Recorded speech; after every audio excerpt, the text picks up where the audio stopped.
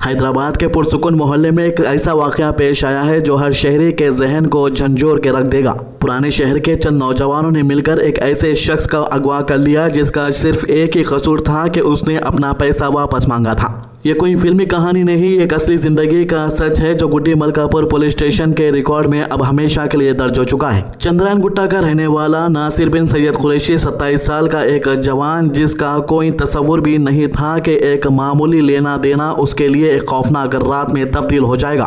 6 تاریخ کی شام 7:30 بجے اسے ایک فون آتا ہے۔ فون تھا عبدالرحمان بن نعیم کا۔ اس نے کہا، بھائی ایک دفعہ مل لے، PVNR برج کے پلر نمبر 55 میلاد فنکشن ہال کے سامنے آ جا۔ ناصر نے سوچا کہ بات ختم کرتے ہیں، لیکن اسے کیا معلوم تھا کہ اس کا سامنا ہونے والا ہے 4 ایسے لوگوں سے جو صرف لفظوں سے نہیں ہتھیار سے بات کرتے ہیں۔ جیسے ہی نصیر وہاں پہنچا اسے گھیر لیا گیا ایک وائٹ فور انڈیور کے اندر۔ جی ہاں، اندر بیٹھے تھے محمد سلیمان پٹیل، محمد سلطان پٹیل اور عبدالرحمان بن نعیم اور سعود بن سعید۔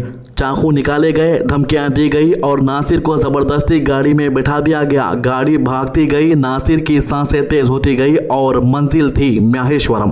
راستے میں ایک کار میں بحث ہوئی، جھگڑا ہوا اور پھر ایک زور کا حادثہ ہوا۔ لوگ اکٹھا ہو گئے، چیخیں سنائی دی گئی، کسی نے پولیس کو فون کر دیا۔ مہیشورم پولیس جب موقع پر پہنچی تو حالات تنگ تھے، مگر ناصر نے ہمت نہیں ہاری۔ اس نے پولیس کو پورے واقعہ بتایا۔ 2 افراد سلیمان پٹیل اور سلطان پٹیل حادثے کے بعد ہتھیار لے کر فرار ہو گئے، جبکہ دوسرے 2 عبدالرحمان اور سعود پولیس کی گرفت میں آ گئے۔ اب یہ کیس گڈی ملکاپور پولیس کے حوالے کر دیا گیا ہے، جہاں اغوا کا کیس درج ہو چکا ہے اور تحقیقات جاری ہے۔ آپ کو یاد دلاتے چلے کہ ناصر اور سلیمان کے درمیان اس سے پہلے بھی چندرائن گٹا پولیس اسٹیشن میں کاؤنسلنگ ہو چکی تھی، مگر افسوس جب دلوں میں نفرت بھر جائے تو قانونی معاشرے بھی بے اثر ہو جاتے ہیں۔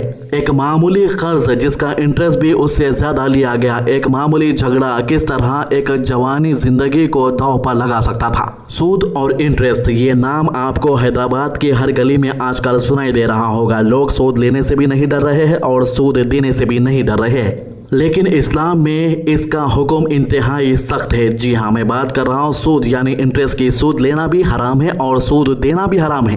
اللہ تعالیٰ نے قرآن پاک میں فرمایا، اللہ نے تجارت کو حلال اور سود کو حرام قرار دیا ہے۔ سورہ البقرہ آیت 275۔ اچھا، کچھ لوگ یہ بولتے ہیں کہ فلانا بندہ ایک 20 روپے کی چیز لا کے 100 روپے میں بیچ رہا اور ہم جو ہے 20 روپے دے کے 40 روپے لے رہے تو غلط ہے، لیکن انہیں 20 روپے کی چیز 100 روپے میں بیچ رہا تو وہ صحیح ہے۔ اب اس کو یہ بولنا ہے کہ بھائی اللہ تعالیٰ نے تجارت کو حلال قرار دیا ہے اور سود کو حرام قرار دیا ہے۔ اگر وہ چاہے 20 روپے کی چیز 200 میں بھی بیچے تو اس میں کوئی حرج نہیں ہے، اگر وہ چیز اچھی ہے تو۔